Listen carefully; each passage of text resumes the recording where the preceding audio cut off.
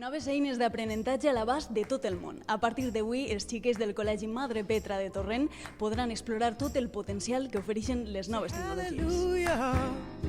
Throw up your hands, the bucket is kicked, the body is gone.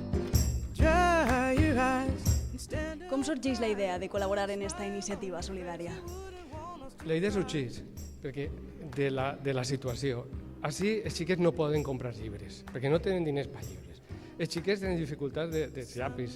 Bueno, per què no utilitzar, adquirir un material que siguin les ferramentes d'educació, de formació actuals? Hasta ara havien treballat en llibres de text com tota la vida, no? De paper, i ara ja tenim l'accés a les noves tecnologies, a tablets, a ordenadors portàtils. En què ha consistit esta donació? Esta donació ha consistit en que l'il·lustre Col·legi d'Advocats de València, el Banc Sabadell i Gramata Educació, que és una empresa que se dedica a la distribució d'aparells d'educació tecnològics, han volgut col·laborar amb nosaltres i que puguem tindre tecnologia per a poder oferir als alumnes. ¿Qué te parece esto de contar con tablets y ordenadores para estudiar?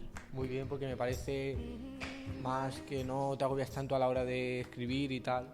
La verdad que es más divertido y aprendemos más porque estamos aprendiendo divirtiéndonos.